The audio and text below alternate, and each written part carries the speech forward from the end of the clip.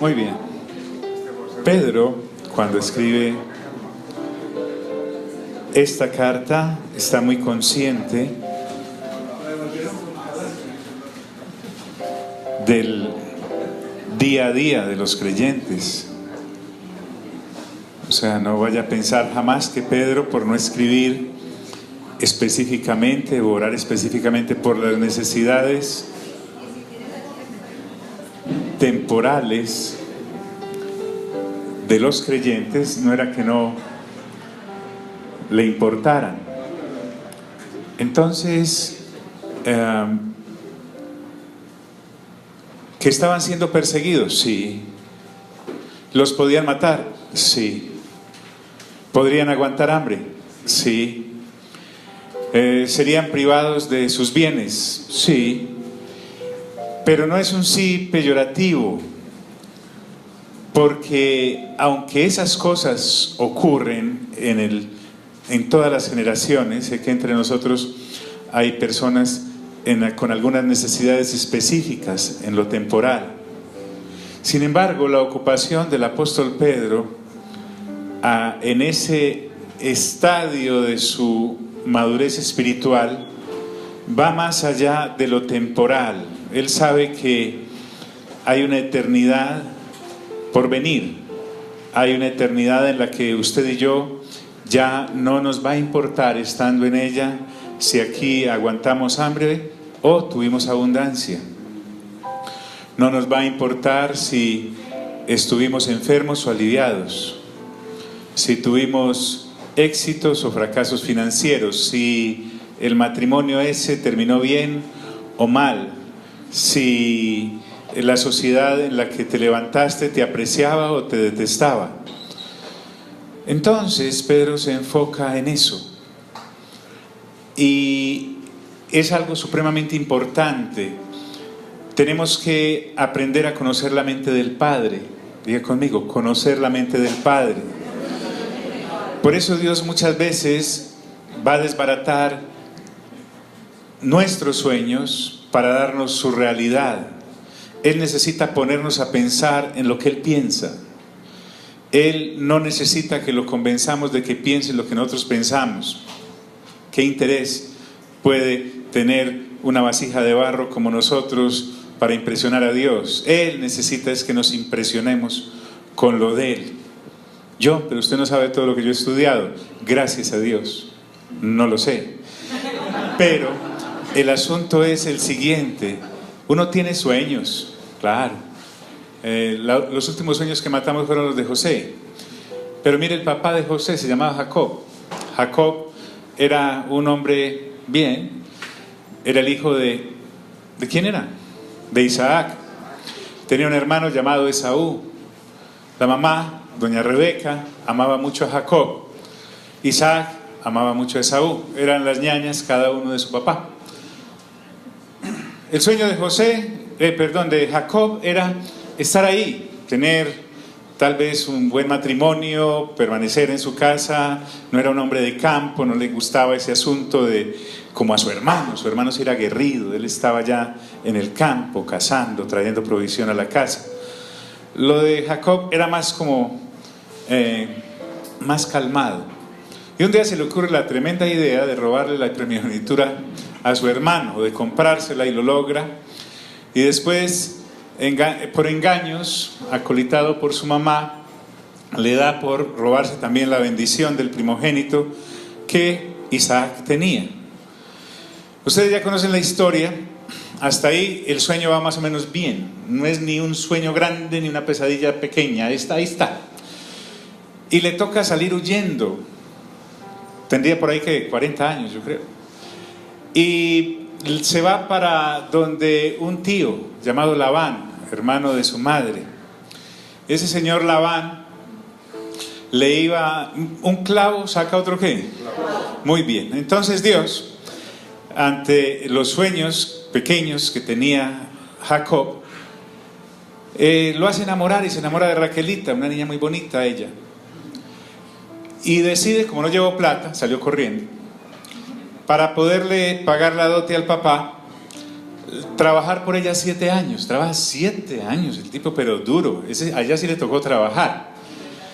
Y en la noche de la boda, como que eso era oscuras, Labán, el tío, le hace el cambiazo y le entrega a Lea, la hermana. Al otro día, él hace todo lo que uno hace en la luna de miel. Pero al otro día se levanta y a la luz del día se da cuenta de que eso no es Raquel, sino que es Lea. Lea. ¿Dónde está Raquel? Vaya a hablar con mi papá. Vaya a hablar con el papá y le dice, no, es que aquí la costumbre es otra, yo no puedo entregar a la menor antes que a la mayor.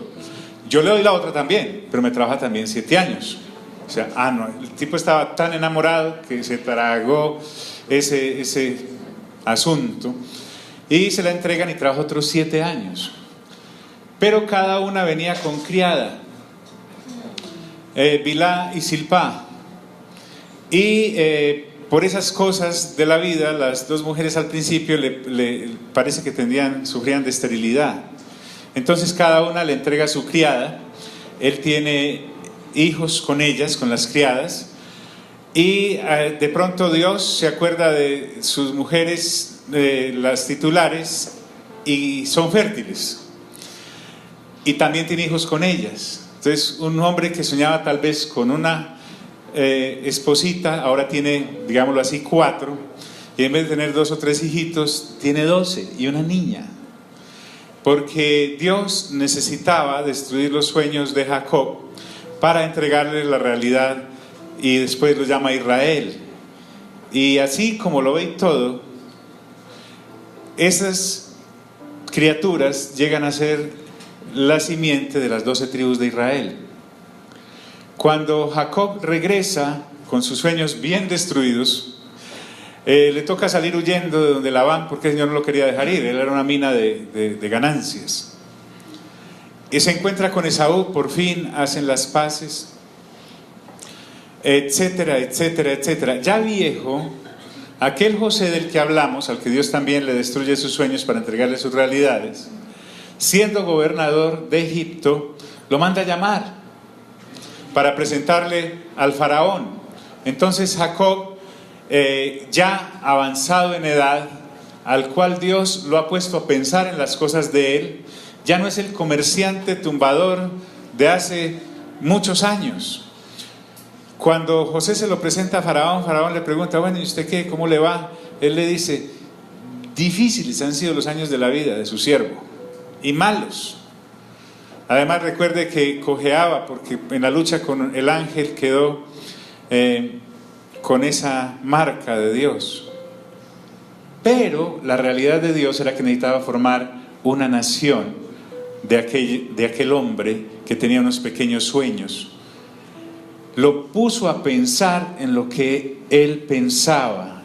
Créeme, amigo y amiga, puede ser el más jovencito o el más adulto en este salón, o que escuche esto. Si sigues en esto, Dios te va a poner a pensar en lo de él. Si no quieres eso, váyase para otro lugar, hágase loco. De todas formas, si Dios tiene un plan con usted, pues hasta allá va por usted, y lo lleva nuevamente al lugar donde Él lo quiere colocar. Entonces por eso te digo que Pedro está muy ocupado como anciano de esta iglesia en su época y el desarrollo de sus congregados, pero ya él piensa en las cosas de Dios, y de pronto él se queda pensando y dice, pues sí, están sufriendo mucho, pero peor mal sería si se me pierden eternamente. Y entonces en este segundo capítulo él les dice lo siguiente, y les habla de una cosa en la que el creyente desprevenido no piensa, y es tener buenos maestros y personas que los dirijan bien en el caminar de Dios, en el verdadero, en el de la revelación, en el de las cosas eternas, en el del reino de Dios y su justicia. Porque usted pensará que ahora estemos plagados de falsos predicadores y de personas más interesadas en lo que Dios da y no en lo que Dios es, y más interesadas en lo que los creyentes tienen y no en la vida eterna que les tienen que aportar por la palabra que les deben predicar. Pero no es así. También hace 2000 años las cosas estaban en igual peligro. Es más, Pedro va a citar ejemplos de cientos de años antes de hace 2000 años. Y comienza el segundo capítulo diciéndoles lo siguiente. Mire qué interesante. Pero hubo también, ¿qué? Dígalo, dígalo. ¿Hubo también qué? Aló, ¿están aquí, amigos? ¿Qué hubo? Falsos profetas. No, ustedes no comieron. A ver, otra vez. ¿Falsos qué? Falsos profetas. ¿Cómo puedo saber yo si estoy frente a una persona que me está falsamente predicando? Como los ejemplos de Pedro y de todos los apóstoles no son traídos de las greñas, sino que son de la palabra de Dios, Él les advierte a los creyentes en Cristo de hace 2000 años con ejemplos de lo que ocurrió en el pueblo de Israel, el pueblo de Dios, cientos de años antes. Y les dice, pero hubo también falsos profetas entre el pueblo. El asunto acá es que estos profetas eran de los mismos israelitas. Estos profetas estaban dentro del pueblo de Israel. Y empieza a hacerle esta advertencia, pero ilustremos un poco lo que se da en el asunto de los falsos profetas. A principio, en Deuteronomio, para poder hablar de lo que vamos a hablar ahorita, en el capítulo 13 en Deuteronomio hay una advertencia. Dios manda a decir: cuando se levantare en medio de ti profeta o soñador de sueños, y te anunciare señal o prodigio, y si se cumpliere la señal o el prodigio que él te anunció. Mire qué interesante esto. Se levanta un profeta en el pueblo, está hablando Moisés ahí en Deuteronomio, y ese profeta realmente da una profecía y la profecía se cumple. O se levanta alguien con un sueño, porque Dios habla a través de sueños, y le cuenta el sueño al pueblo o al grupo o a la persona que se lo debe contar, y el sueño se cumple. Hasta ahí las cosas bien, ok. Pero resulta que estos falsos profetas a los que hace referencia el apóstol Pedro podían dar profecías que en el caso se cumplían, o tener sueños que realmente llegaban a ser reales. Pero resulta que aprovechando eso, después de que se cumple el prodigio o la profecía o el sueño que tuvieron, le dicen a las personas: vamos en pos de dioses ajenos que no conociste y sirvámosles. Entonces, aprovechando algo que realmente ocurrió, ahora los llevan en un camino incorrecto. Vamos en pos de dioses ajenos que no conociste y sirvámosle. Entonces dice Dios a través de Moisés: no darás oídos a las palabras de tal profeta, ni de tal soñador de sueños.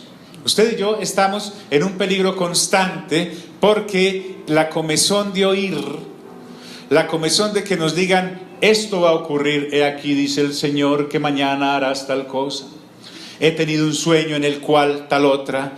Esa comezón nos pone en un peligro impresionante, porque no medimos a las personas por el don que tienen. El don nos salva, hablábamos el martes.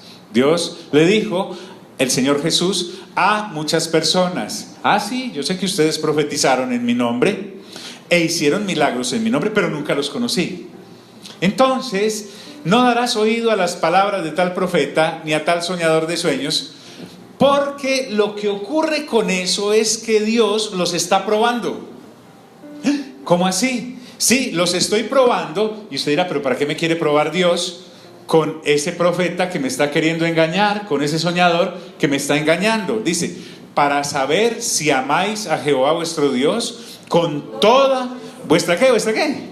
Vuestra mente y con toda vuestra alma.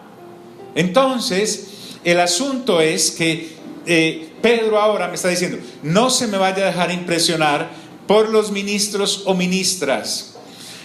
Cuidado con eso, porque ustedes lo que tienen que verificar es si los están llevando a Dios, no si las señales o las cosas esas se cumplen. Entonces, para saber si amáis a Jehová vuestro Dios con todo vuestro corazón y con toda vuestra alma. John, entonces no creemos en la profecía. Claro, tengo agendas llenas de palabras proféticas en estas 3 décadas que me han dado. Y entonces no creemos en los sueños. He tenido hasta sueños con pesadilla incluida. Pero si hay algo firme que no me va a dejar apartar ni a diestra ni a siniestra, es la rectitud a la que Pedro piensa ahora decirme. Yo sé que nosotros como padres queremos darle un buen futuro a nuestros hijos. ¿Cómo es que decimos? Que tengan lo que yo no tuve. Claro que hay padres también que dicen que no tengan lo que yo tengo, que se los ganen, que se los suden. En fin, pero no estamos en clase de padres. Entonces, el asunto es que qué bueno, y uno se quiebra el lomo por ellos, y también por la niña que amas y el joven que adoras sin idolatrar y quieres cantidades de cosas y para tus hijitos y todas esas cosas. Pero resulta que si algo debe ocuparnos es dónde voy a pasar la eternidad. Es que la vida es un ratico, como dice el salmista. Entonces usted y yo tenemos que proyectarnos a la eternidad. Realmente, usted mira, John, usted no tiene problemas. Ay, no le cuento para que no llore. Tiene preocupaciones, no se las digo para que no deje de dormir. Pero me preocupa y me ocupa más el asunto de la eternidad, porque es real. Entonces Dios les dice, para saber si amáis a Jehová vuestro Dios con todo vuestro corazón y con toda vuestra alma. Y agrega Deuteronomio, en pos de Dios andaréis, a Él temeréis, guardaréis sus mandamientos. Y estamos hablando de las sombras, estamos hablando del antiguo pacto. Y escucharéis su voz, a Él serviréis y a Él seguiréis. Listo. Entonces, la profecía se cumplió, el sueño se cumplió. Sin embargo, lo que venía pegado de eso era un engaño. Sirvamos a dioses ajenos. Y ¡prum! Claro, yo lo descubro y no lo sigo. Le digo, no, usted puede ser el profeta, usted puede ser el que sea, el soñador, se puede cumplir todo lo que usted dice, pero usted me está llevando a adorar lo que no es y a quien no es. Entonces, listo, ya Dios cumplió su propósito, fui probado como destinatario de la profecía del sueño y si se cumplió o no se cumplió, el asunto es que no me llevó a servir o apartarme de Dios. Mejor, no me llevó a apartarme de Dios. Entonces, ¿ahora qué hacemos con el profeta ese y el soñador? Dice Deuteronomio, tal profeta o soñador de sueños ha de ser premiado, invitarlo a otro servicio para que nos siga predicando cosas que se cumplen y soñando cosas que se cumplen, aunque a otros dioses nos esté llevando. ¿Qué dice? ¿Ha de ser qué? Muerto. No porque profetizó mal, no porque soñó mal, sino que después de eso dice, por cuanto aconsejó rebelión contra Jehová, vuestro Dios, que te sacó de tierra de Egipto. Interesante. No se queda ahí la cosa. En Jeremías aparece otra advertencia para hundir a John. Espere, mira, deme unas horitas. Porque desde el más chico, en el libro de Jeremías, dice Dios a través del profeta, hasta el más grande, cada uno sigue la avaricia, amor a las cosas terrenales. No podéis servir ¿a quién? A Dios y a las ¿qué? Y a las riquezas. Porque desde el más chico de ellos hasta el más grande, mire lo que pasaba en el pueblo en esa época, hemos corrido cientos de años, cada uno sigue la avaricia. Y desde el profeta hasta el sacerdote, todos son ¿qué? Engañadores. Y curan la herida. Se supone que el sacerdocio era para animar al pueblo, para sacarlo adelante, y se supone que el profeta, para eso son los ministerios. Entonces, al ministrar la profecía y al ministrar el sacerdocio, lo hacían por avaricia, por lo tanto había un interés ahí. Necesitaban decirle a la gente cosas positivas. Y en este caso, Dios dice, y curan la herida de mi pueblo con liviandad, diciendo, paz, paz, y no hay qué. Le va a ir bien, y resulta que le iba a ir, era mal. Pero ¿qué necesitaban? Exprimir al pueblo. Y curan la herida de mi pueblo con liviandad, diciendo paz, paz, y no hay paz.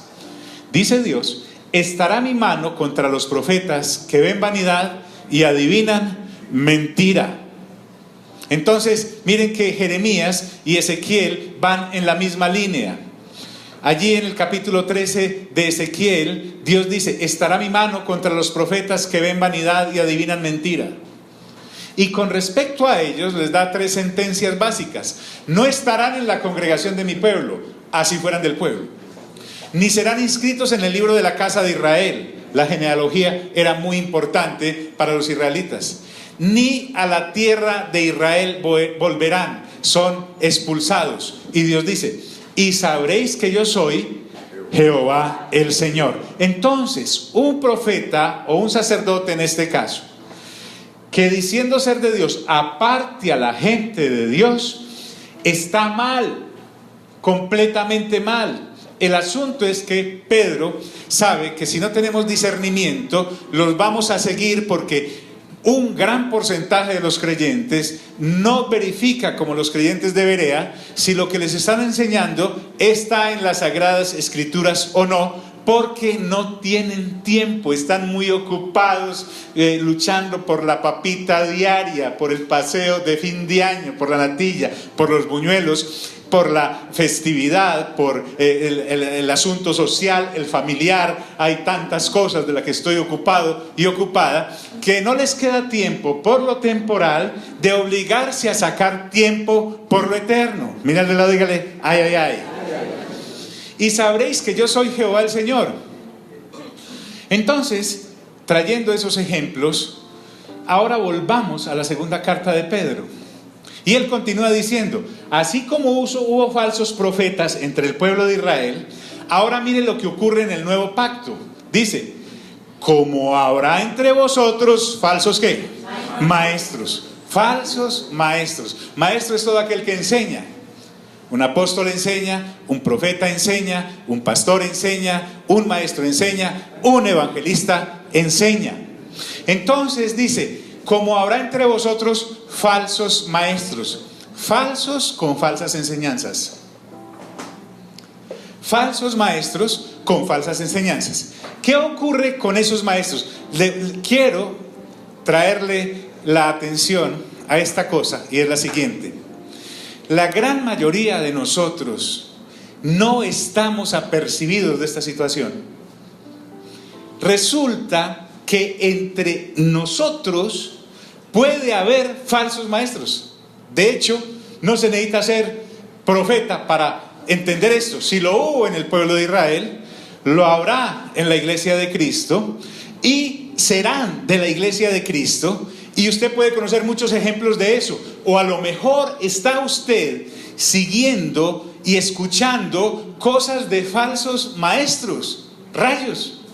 Y entonces el asunto no para ahí, porque tanto el falso maestro va al mismo hoyo que aquel que escucha sus enseñanzas. Y entonces se puede perder el horizonte de la eternidad. Pedro, entonces, ahora lo entiendo.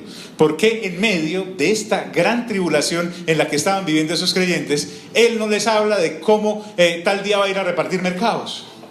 Él no les habla de cómo tal día va a ir a repartir ropa.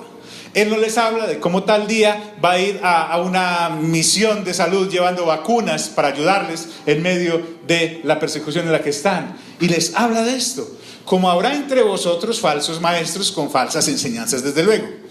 ¿Qué ocurre con esos falsos maestros? Mire usted, que introducirán encubiertamente herejías destructoras. Herejías es algo que contradice la sana doctrina acerca de la persona de Cristo y de nuestros deberes para con Él. Recuerden, dicen: hay sanidad, y no había sanidad, lo que había era llaga. Le hablaban a la gente lo que se levantarán, dice el apóstol Pablo en el capítulo 4 de Timoteo, dice: porque se levantarán personas que les enseñen conforme a sus propias concupiscencias, que les avalen su vida pecaminosa que los está llevando a la destrucción. Entonces Pedro, ¿por qué está diciéndome esto? Que hay personas maestras que introducirán encubiertamente herejías destructoras. ¿Qué es una herejía destructora? Algo que me aleja de Cristo, de la persona de Cristo, y además de mis deberes de santidad hacia Él. Y son destructoras porque destruyen al que las enseña y al que las recibe, porque causa división a los creyentes en detrimento de la verdad. Introducirán herejías destructoras. Las herejías llevan a divisiones. Entonces, estamos muy ocupados en lo temporal, y usted y yo, que ya recibimos la luz de Dios, tenemos que colocar nuestras prioridades en orden. Primero es lo eterno. Primero es lo eterno. Pedro, que está a punto de partir, porque él ya dijo que estaba a punto de morir en el capítulo 1, que Dios le había dicho que debía prepararse para su partida de esta tierra, que esa tienda terrenal la iba a dejar ya. Él se ocupa del asunto y dijo que iba a dejar escrito esto para estarnos recordando las cosas. Entonces estos herejes que introducen herejías encubiertamente y que son destructoras, llegan paso a paso a puntos inimaginables. Mire, y aún negarán al Señor que los rescató. Estamos hablando ya de creyentes, no estamos hablando de la gente que usted ve por allá brincando con un tarrito en la mano. No. Estamos hablando de personas que dentro del cristianismo son engañadas y sacadas de la verdad de Dios. Entonces, para enseñar algo falso, siempre habrá la necesidad de negar lo verdadero. Hay que darle la espalda al Señor para poder enseñar lo que Él no mandó a enseñar. Ahora que he estado atentamente mirando lo que el Señor dice en cada evangelio, las palabras de Él como tal, le atribuimos al Señor en estos días una cantidad de cosas que Él no dijo, una cantidad de pensamientos que Él no tiene. Hacemos una cantidad de ofrecimientos que Él nunca dio. Le hacemos decir a la palabra de Dios lo que nunca dice. Y ese de suyo ya es un gran problema, pero el peor problema es que la gente que está sentada no verifica en la lectura juiciosa de la palabra porque no tiene tiempo.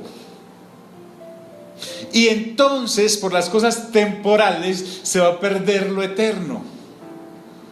Y aún negarán al Señor que lo rescató. ¿Y qué ocurre? Porque es que la cosa no queda así. Ay, mira, se fue tras una doctrina herética, tiene una herejía, pobrecito. No, la cosa no para ahí.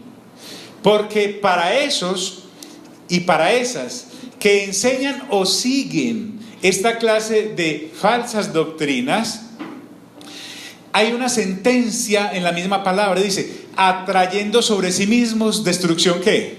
Repentina.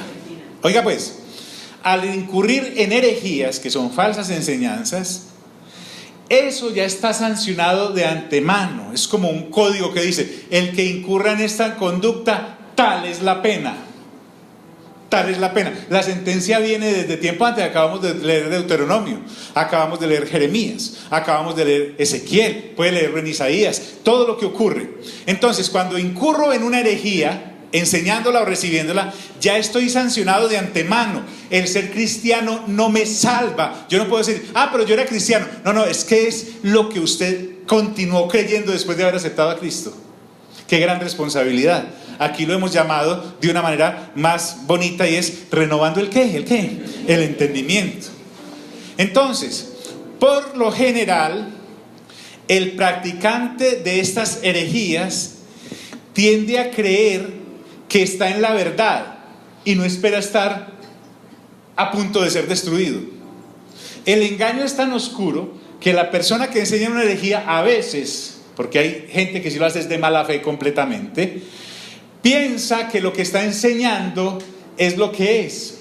Y resulta que no. Yo no puedo verificar lo que yo enseño con mi propio criterio. Yo tengo que verificar lo que enseño con lo que la palabra de Dios dice.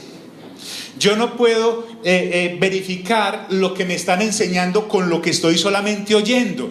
Yo tengo que verificar si lo que estoy oyendo realmente está en la palabra. Y para eso hay que sacar tiempo. Usted me dirá, John, pero a mí no me queda tiempo, yo tengo otras lecturas. Usted verá. Usted me dirá, John, pero es que yo casi no sé leer, gagueo hasta leyendo. Yo le digo, es que el Señor no hace acepción de personas. Es que esto no es para eruditos ni para ignorantes, es para nacidos y nacidas de nuevo con una nueva mente que hay que desarrollar en Cristo Jesús. ¿Están aquí mis amigos? Díganle al de lado, ay. Entonces uno ve creyentes hablando con tal liberalidad, de la situación política, de la situación económica, de que si es de un partido, de que si es del otro, de que si es de una corriente o de otro sistema, y hablando con una propiedad, pero al momento de hablar de la palabra de Dios, mudos, completamente mudos, y no porque no hablen, sino porque no tienen que hablar. ¿Están aquí mis amigos? Atrayendo sobre sí mismos destrucción repentina. Si el problema terminara ahí, con los herejes que enseñan, pero miren lo que pasa con los que lo escuchan. Y muchos seguirán, ¿qué? Sus disoluciones. Es que hay una inclinación en el corazón del ser humano a no tomarse la leche espiritual correcta. Hay cierto comezón de oír lo adulterado. Y nos podemos beber con más facilidad hasta el fondo lo adulterado que la verdad de Dios, que es buena, es agradable y es perfecta. Y muchos seguirán sus disoluciones. Ahora, el asunto va más allá todavía. No solamente se pierde el que la enseña, o está en camino de eso, porque hay reversa en algunos casos, sino que se pierde el que lo oyó y lo sigue. Y además, como si fuera poco, le traemos mala fama al camino de Dios. El Señor de Jesús dijo: yo soy el camino, soy la verdad y soy la vida.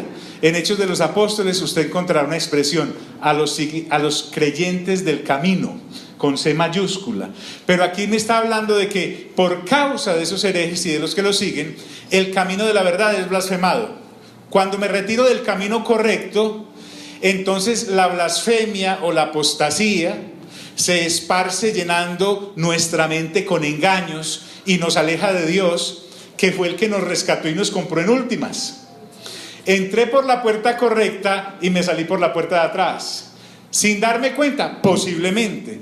Pero vuelvo al punto: el afán del día a día nos evita realmente ocuparnos en la eternidad. Vuelvo al punto de los que tenemos hijos: queremos lo mejor para ellos, la mejor ropa, los mejores tenis. Estoy hablando de papás normales, pues, no estoy hablando de tipos locos que le dan zapatos rotos y todo. No, estoy hablando del que el que quiere que estudie bien en el colegio donde él no estudió, en la universidad a la que él no fue, para que sean alguien en la vida. Pero realmente el hombre y la mujer de Dios creyentes deberían estarse ocupando concienzudamente en la doctrina que a sus hijos le están entregando, pero para eso primero tienen que verificar la que ellos están tragando. Mira al de lado, dígale: ay, ay, ay. Por causa de los cuales el camino de la verdad será blasfemado. Y dice: y por avaricia, nuevamente. Diga conmigo: avaricia. Colosenses 3 dice que la avaricia es idolatría, es una forma de idolatría. El amor al dinero es una forma de idolatría. Y por avaricia harán mercadería de vosotros con palabras fingidas. Mercadería. Entonces, ya el que enseña, pero tiene capturada a la multitud, ya no le importa lo que está enseñando siempre y cuando a la alcancía le esté entrando. En verso. Entonces, resulta que empiezan a hacer mercadería de ti y de tu alma. Primero raspe y después le enseño. Consigne y le entrego. Cómpreme los casetes, los libros, etcétera, cualquier clase de cosas. Ojalá sea de cosas buenas, pero ¿y si son malas? Porque realmente no abrimos la palabra como lo estamos haciendo y la entregamos, porque a una Biblia tiene acceso cualquiera. Hoy hay CDs y casetes y cursos de motivación bíblica más caros que una Biblia, que pues tú puedes bajarla inclusive hasta gratis. Le autorizo a que se la piratee. Ese es un pecado que se puede perdonar. Y por la avaricia harán mercadería de vosotros con palabras ¿qué? Fingidas. Así como los ojos de algunos se puede detectar el adulterio, en los ojos de algunos se puede detectar la avaricia en el contacto. Solo que el asunto de la avaricia es amor al dinero, es amor a la fama. Es la característica de tales expositores de lo errado. Sobresale más su nombre que el de Cristo. De hecho, el de Cristo ni se menciona a veces. Y sobresale más su fama que la de Cristo. Mi Señor Jesús vino y dijo: imagínate, el que sí puede tener fama dice: gloria de hombres no recibo. Gloria de hombres no recibo. Hay personas, expositores y expositoras, completamente aplaudidos por la gente, pero totalmente ausentes de la aprobación de Dios. ¡Qué peligro! ¿Por qué? Porque hay avaricia, han hecho mercadería de ti y te fingen palabras. La falsedad está al orden del día. Son suplantadores y suplantadoras. Son magos de la oralidad. Son encantadores, hipnotizan a la gente, la hechizan, le dan un fármaco oral, porque tienen comezón de oír. Prácticamente estos auditorios se merecen al orador que tienen, y el orador que tienen se merece esos auditorios, porque el uno va a enseñar mentiras y el otro va a que se las enseñen, porque no quieren escuchar el trasfondo de la verdad eterna. ¿Están aquí, amigos? Pero entonces Pedro vuelve y dice: sobre los tales, ya de largo tiempo, la condenación no se tarda. Hay una sentencia que ya está lista. No se hará esperar, simplemente llegará esa sentencia y se les aplicará. ¿A quiénes? Vuelvo al punto. John, ¿usted está bravo? No, estoy asustadísimo. Estoy asustadísimo de que tal vez tu alma, aunque tú crees que te preocupa, no te ocupa. Yo puedo estar muy preocupado por mi alma, pero no estar ocupándome en ella. Y si no estoy preocupado por mi alma y ocupándome en ella, ¿qué me voy a ocupar de la tuya y de los otros que me están escuchando? Porque no tengo tiempo. No se puede servir a Dios y a las riquezas. Dios lo dijo. Sobre los tales, ya de largo tiempo, la condenación no se tarda. Y su perdición no se duerme. Oiga pues, vuelvo al punto. Pedro le estaba hablando a personas que en la primera carta, en el capítulo 1, vimos que estaban perseguidas, los estaban despojando de sus bienes, los habían hecho abandonar sus lugares de vivienda. El imperio estaba enamorado de ellos hasta destruirlos. Si a eso le sumamos los fervientes del antiguo pacto, que no aceptaban que Cristo Jesús era la revelación de Dios, y su perdición no duerme.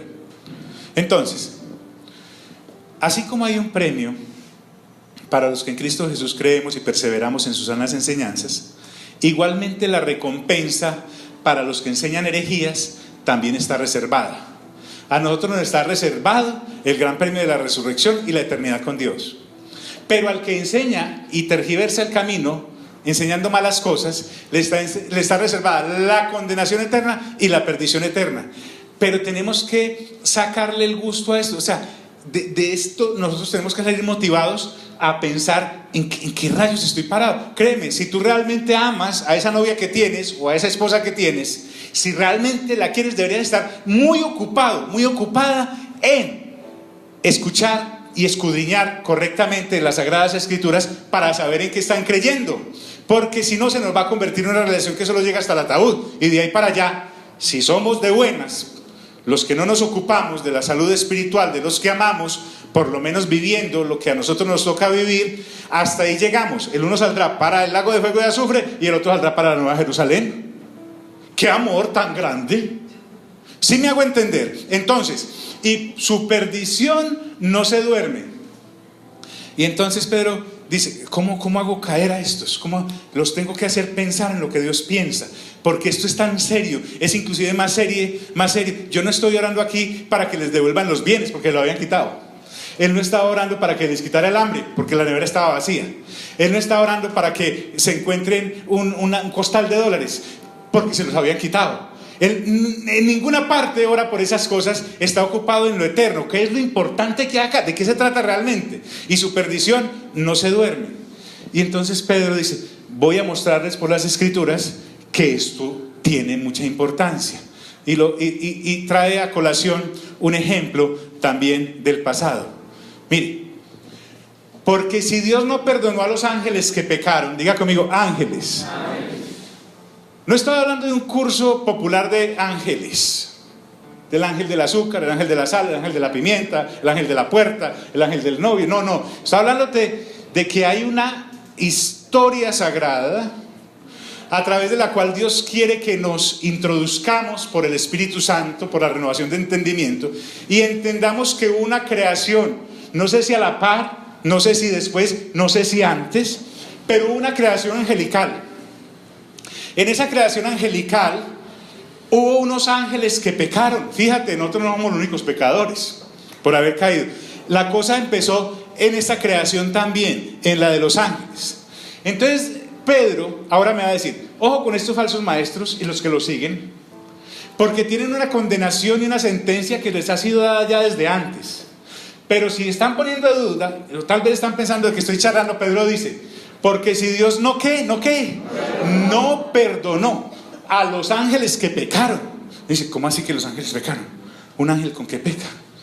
Bebe un ángel, se emborracha un ángel, fornica un ángel, mata un ángel. Fíjate qué interesante. El pecado de los ángeles fue doctrinal. Fíjate, doctrinal. Y te voy a mostrar más o menos por qué. Dios sentenció a aquellos ángeles rebeldes y preservó para ellos castigos reales. Parece que nosotros estamos acostumbrados a lo de Gabriel, un buen ángel, uno de los que no cayó. A lo de Miguel, un buen ángel, uno de los que no cayó. Los dos ángeles que había ahí cuando el Señor ascendió, los otros que estaban ahí en la resurrección. Hablamos mucho del que sí cayó, pero resulta que la escritura me muestra, si yo soy un ignorante con respecto a esto y un creyente de ¿cómo llaman esas cosas que no son pero que uno cree?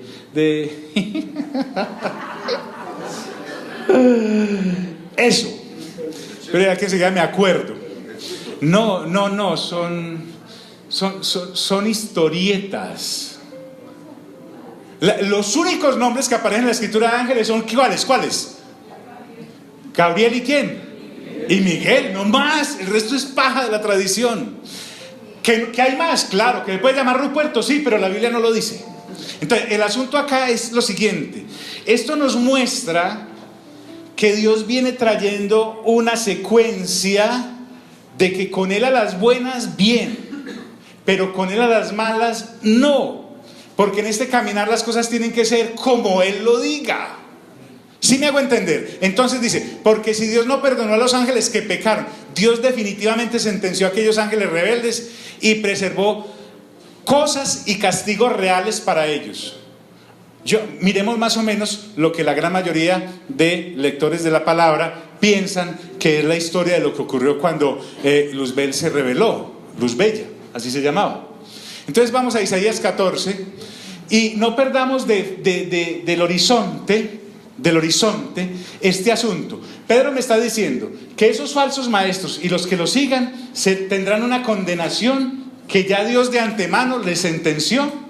No los destinó a eso. La sentencia está para el que incurra en ese delito. Entonces les voy a demostrar, dice Pedro, para que vean lo serio de esto. Esto es más serio que les devuelvan la plata. Esto es más serio que les devuelvan la casa. Esto es más serio que les llenen la barriga. Esto es más serio que les vuelva la salud. Esto es más serio que hasta el emperador llegue a Cristo y se convierta y los vuelva a recibir. Esto es más serio porque es la eternidad. Entonces tengan cuidado con esto tan serio. Dice, ¿cómo caíste del cielo, oh lucero de la mañana? En este pasaje y en Ezequiel también, capítulo 28, habla más o menos en una profecía que se le da a un ser humano lo que realmente ocurrió allá arriba. ¿Cómo caíste del cielo, lucero hijo de la mañana? Cortado fuiste por tierra, tú que debilitabas a las naciones. Entonces, ¿tú qué decías en tu qué? En tu mente. Los ángeles también tienen mente, ¿cierto? Recuerden que el corazón no piensa. Sí, es la mente la que piensa. Entonces Luzbel se levantaba todos los días, y es que los ángeles levantan, no sé. Entonces decía, pero ojo pues, ¿lo decía dónde? No, adentro, de la boca para adentro, ¿sí o no? La herejía empieza de la boca para adentro, en la mente. Y miren lo que pensaba. No le bastaba con lo que tenía, porque al hereje no le basta con lo que Dios le ha dado. Él quiere algo más. Dice, subiré al cielo, allá a lo alto, junto a las estrellas de Dios. Levantaré mi trono y en el monte del testimonio me sentaré a los lados del norte. Entonces, resulta que eso empieza a tener cabida en la mente de Luzbel. Y luego al otro día se levantaba pensando, no, pero sobre las alturas de las nubes subiré y seré semejante ¿a quién? al Altísimo. Ya es, pues Dios le quedó chiquito. Al hereje Dios le queda chiquito. Al hereje los 66 libros de la palabra bien leídos le quedan chiquitos. Él necesita algo más, porque Dios definitivamente no le es suficiente. Alguien debe estar ocupando ese puesto. Cuando eso ocurre, porque recuerden el asunto acá, él dice, Pedro, que no solamente es el que enseña, sino el que escucha las enseñanzas. Un día a Luzbel se le salió por la boca lo que tenía en su corazón, en su mente. Dice, muchachos, ángeles, ¿qué les parece donde yo realmente estuviera ahí donde está el Altísimo? Y a la tercera parte de ellos les pareció fenomenal la idea. Pero claro, ¿cómo no se te había ocurrido antes? Nosotros sí habíamos pensado eso, pero qué pena, ¿no? Y empieza los de la corriente herética ya a decir, apoyarlo, dale, vos podés. Claro que sí. Y el otro cada día se llenaba de más soberbia y miraba, si usted lee Ezequiel 28 se dará cuenta la cantidad de cosas que dice, miraba la hermosura de sus vestiduras, las piedras con las que estaba adornado, los tamboriles que podía tocar, el poder que se le había sido entregado. Y de un momento a otro tenemos una tercera parte de ángeles en el asunto. Es que vuelvo al punto, mira esto, estamos hablando de la eternidad pasada, en donde ocurre un hecho que Dios no dejó de sancionar, porque si no Dios no sería Dios. Entonces dice, sobre las alturas de las nubes y seré semejante al Altísimo. Entonces Dios toma cartas en la dice, mas tú que derribado eres hasta el Seol, a los lados del abismo. No vamos a empezar ahora que Freddy, que es el Seol, alguna cosa, tranquilo, después hablamos de eso. Entonces, ¿qué ocurre? Mas tú derribado eres hasta el Seol, a los lados del abismo. Ya Pedro me ha traído dos ejemplos de que las cosas sí se sancionan. Al profeta que daba profecías verdaderas pero aplicaciones erradas, muerte. Al profeta que por avaricia, o al sacerdote que por avaricia predicaba haciendo mercadería de su pueblo, muerte. Ahora me está mostrando que al ángel, al querubín protector que se levanta y también hace esto, es sancionado. Entonces Dios sentencia y dice, mas tú derribado eres hasta el Seol, a los lados del abismo. Y dice, sino que, vuelvo ahora a la carta. Entonces Pedro ya captó la atención de los creyentes. Puede que no tuviera mercado en la nevera, pero se le acaba de quitar el hambre. Dice, uy, rayos, hay algo más peligroso que esta aguantada de hambre. De pronto estaban persiguiéndola, a la vuelta de la esquina estaban los que los perseguían para matarlos. De pronto dicen, lo importante ahora no es que me maten, sino para dónde me voy después de que me maten. O iban a salir de ahí, iban a llegar a otro lugar y entonces iban a buscar la primera congregación donde ir a escuchar la palabra, y de pronto se dan cuenta de que tengo que escoger muy bien lo que voy a escuchar, porque el problema no es la aguamasa que están dando desde sus púlpitos, sino los marranos que la están comiendo. ¿Sí me hago entender? Porque aquí vamos a terminar con marranos. En este capítulo terminamos con gente que fue cristiana y como la puerca lavada, dígale al lado, se tira al cieno, se tira al lodo, la puerca. Entonces el asunto es muy fuerte, dice, sino que arrojándolos al infierno los entregó a prisiones de oscuridad. Ahora, ¿de dónde saca Pedro que estos ángeles que se rebelaron los guardaron en prisiones de oscuridad porque hay un castigo reservado para ellos? Pues entonces dice, sino que arrojándolos al infierno los entregó a prisiones de oscuridad para ser reservados al juicio. ¿De dónde sacó Pedro esto? Porque resulta que el Señor Jesús, en Mateo capítulo 25, desde luego de la lectura juiciosa de la palabra del Antiguo Testamento, pero el Señor Jesús, que es Dios, que estuvo ahí en el momento en que este hecho angelical ocurrió de sentencia, en un momento en el que está diciendo, habrá gente que vendrá y las pondré a mi derecha, y habrá gente que vendrá y los pondré a la izquierda, a la derecha y a la izquierda. Y a los de la izquierda Jesús les dice que en aquel día esta gente, al igual que esos ángeles, entonces dirá también a los de la izquierda, estoy en Mateo 25. Mire lo que dice el Señor Jesús: apartaos de mí, ¿qué? Apartaos de mí, malditos. El Señor Jesús, con una boquita y todo, mire la palabra: malditos. Ahora, ¿por qué malditos? Ya sabemos. ¿Por qué? Porque nunca lo conocí. Ya sabemos. ¿Por qué? Porque no hicieron las cosas para Dios. Pero el secreto acá está en lo que dice a dónde serán lanzados. Porque en Apocalipsis vemos la sentencia final al ser lanzados al lago de fuego de azufre. El Señor Jesús lo dice en Mateo, dice: al fuego eterno. Hay gente que será lanzada. ¿Al fuego qué? Eterno. Preparado, ¿para quiénes? Para el diablo y los ángeles que se rebelaron. Entonces, el asunto es muy serio, demasiado serio, como para no prestarle atención. ¿Me entienden? Yo sé que el día a día nos consume. ¡Wow! Yo no me imagino los intríngulis y problemas en los que te toca sortear diariamente, pero es nada comparado con resolver el asunto de la eternidad. John, pero Dios me va a perdonar porque yo no leía la palabra ni me congregaba por llevar comida a la casa. Hermano, yo no le estoy diciendo nada. En mi casa también comen. Y si usted viera. Pero primero es lo primero. Hay un momento en el que tienes que empezar a ocuparte en los pensamientos de Dios y no en tratar de convencer a Dios de los tuyos. ¿Por qué? Porque así es. No estamos charlando. Primer ejemplo, ¿cuál fue el que nos dio? Pedro. ¿El de los qué? ¿El de los falsos qué? ¿Cierto? También había sacerdotes falsos, como pudimos ver. Ahora nos muestra que hubo una sentencia para los ángeles que se rebelaron, ¿o no? Entonces dice: no, pero póngame uno más terrenal, más como yo del pueblo judío sé muy poco, de los ángeles me vengo a desayunar. ¿Por qué no me pone más como de la gente que yo como medio he visto en las películas de Semana Santa? Bueno, ahí va, dice. Entonces Pedro, que está hablando de la sentencia para esos falsos maestros, dice: ¿y si no perdonó al mundo antiguo?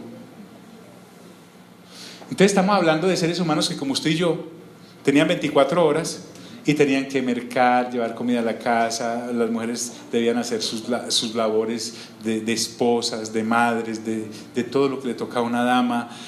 Había seguramente comerciantes como usted, profesionales como usted, había gente que estudiaba como usted, y todas esas cosas. Pero resulta que hubo un momento en que eso ya no importó, porque eso pasó. Y entonces trae un ejemplo fenomenal que todos lo sabemos. Y si no perdonó al mundo antiguo, ahora se va a referir a lo que ocurrió en el diluvio, que arrasó con aquellos que no obedecieron el anuncio de Noé. Porque él viene a traernos todos estos ejemplos para mostrarnos que igual ocurrirá con aquellos que enseñan herejías y con aquellos que reciben esas enseñanzas. Entonces, y si no perdonó al mundo antiguo, sino que guardó a Noé, porque recordemos que Dios hizo un espacio para Noé y su familia. Vimos ya por ahí en el capítulo 6 de Génesis que la maldad de la humanidad subió a momentos espeluznantes, tanto que Dios dijo: no me aguanto esta maldad, voy a acabar con todo.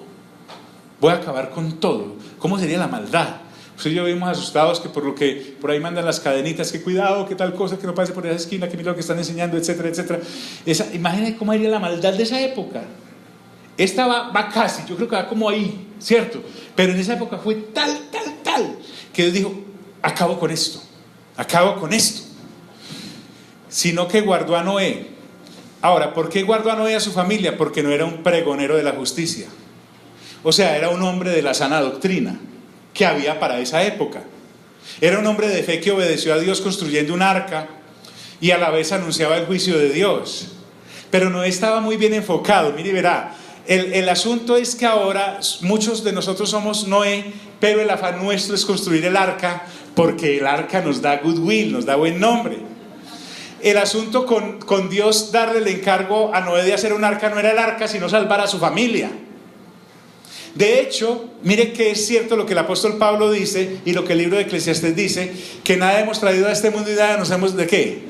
De llevar. Por ahí anda esa arca toda varada, por allá en un monte Ararat, La ven desde el satélite, la gente no puede entrarme allá porque le meten un misil, pero ahí está, varado. El arca no era lo importante era lo que pregonaba. Lo importante ahora no es el vehículo, la casa, la profesión, el éxito, todas esas cosas, la natilla de ahora de diciembre. El asunto es que todo eso se queda, pero tu alma tiene una importancia enorme para Dios. Y por eso el hombre de fe, que es Noé, obedeció construyendo un arca para que se salvara su familia, porque Dios se lo dijo. Entonces dice que este pregonero de justicia, predicador de justicia, porque justicia es, recuerden que Abraham le creyó a Dios y le fue contado. ¿Por qué?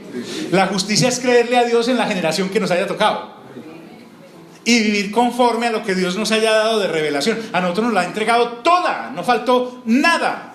Esta gente por lo menos veía las cosas como en un espejo, nosotros ya la vemos, las podemos palpar.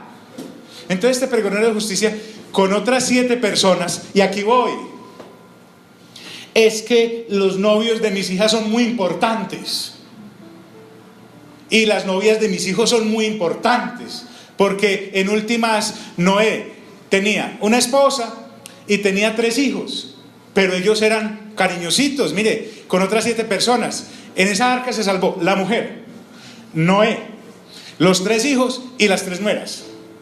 Es muy importante, nuestra obligación se ensancha más. Crea, no es ser cansón, es hacerle ver, por lo menos a nuestro círculo íntimo, de que esto es importante. No se trata de evangelizar todo el barrio, toda la unidad o todo el edificio. Por lo menos estar ahí presentes en los de la casa y en esos que se van arrimando ahí con ganas de pertenecer a la casa, ¿cierto? Con otras 7 personas. Ahora, ¿qué ocurrió? Dice, trayendo el diluvio sobre el mundo de los impíos. Mire, la sentencia. ¿Qué pasó? Arrasó con agua. Leas eso en casa, está en Génesis 7, del 17 al 24. Diga conmigo, esto es serio.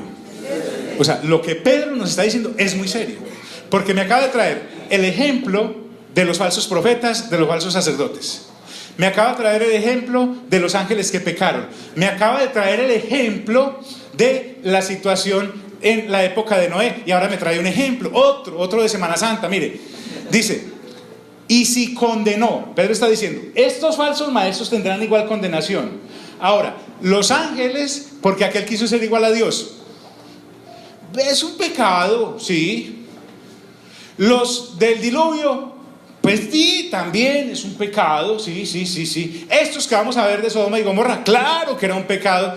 Pero el problema ahora acá con los falsos maestros y con los que creen en esos falsos maestros y en sus teorías, es que desechan a Dios mismo hecho carne en la tierra.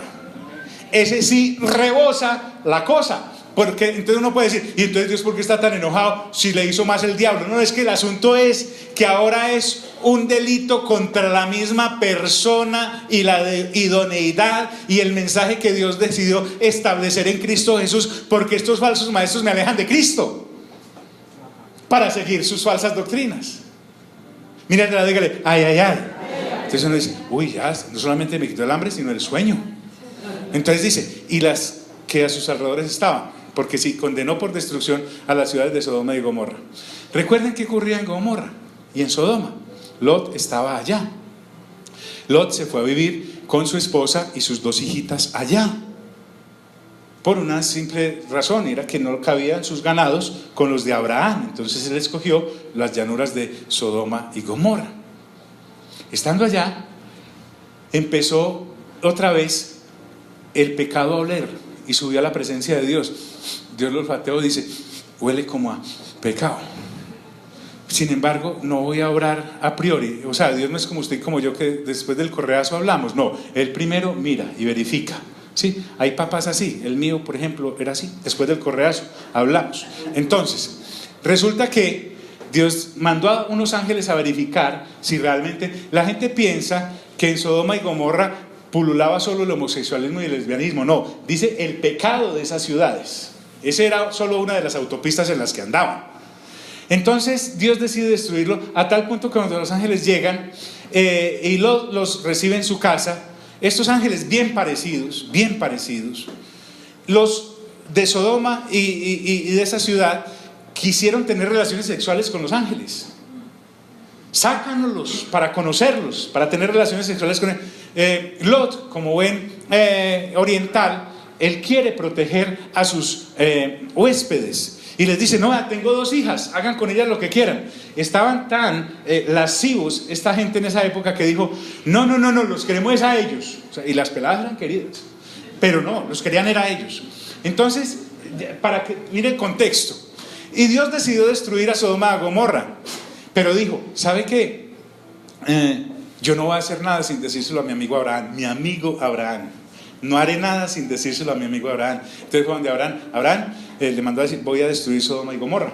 Entonces Abraham llega y le dice: Señor, pero va a destruir toda una ciudad, y si de pronto hay 50 justos allá, 50 justos, así pregoneros de la justicia como Noé. Dice: no, si hay 50 no la destruyo. Y después Abraham dice: ¿y si no hay 50? Si hay 45. Y así le fue bajando como hasta ¿cuántos? Como hasta 5. Hasta 5.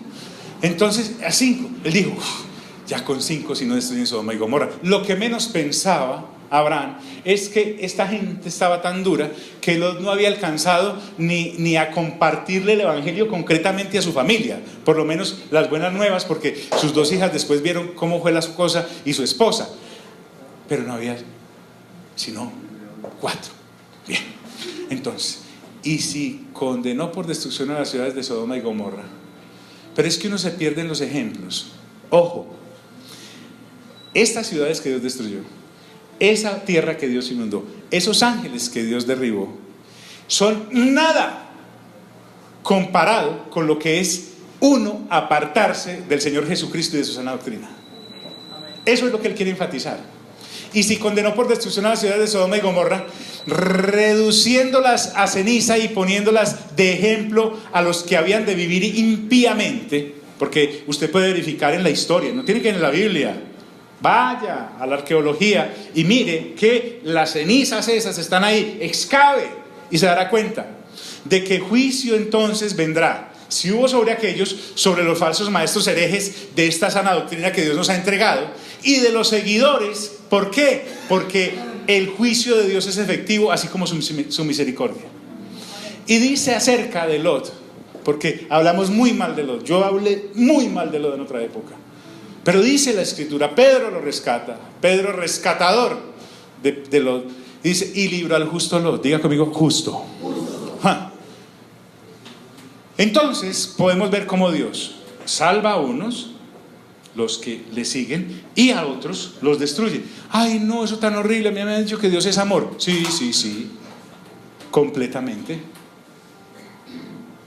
Entonces ocurría, y aquí con esto quiero casi terminar por hoy. ¿Qué ocurría con Lot allá en Sodoma y Gomorra? Si a nosotros no nos pasa esto con la sociedad en la que estamos viviendo, tenemos que revisarle aceite a nuestra alma. A nuestra alma, dice.